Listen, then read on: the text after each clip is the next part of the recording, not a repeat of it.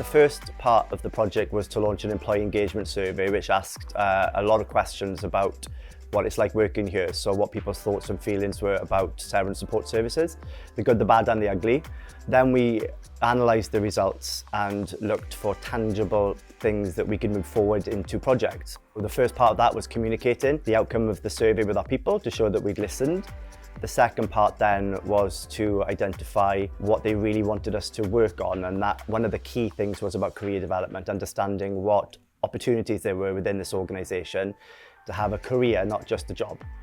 People are our biggest asset here at Seren Support, so we really wanted to focus on recruitment and retention, really important factors for us.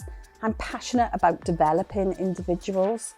We have individuals working at apprenticeship level with the right qualification, and therefore that's opportunities within itself.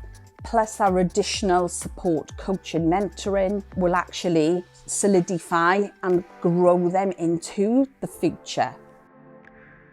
In a sector where people are offering very similar pay rates and the roles are very similar, we want to be different and show people that we can offer careers in the sector. We want to try and encourage people to stay here because we're an employer that treats people well, we treat people fairly, and we invest in the development. Everybody needs to have clear career paths in place.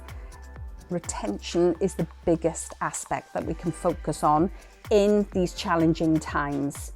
Because if you come in as a care worker, you too can progress. And I think that's what gives clarity, motivation and ambition for everybody.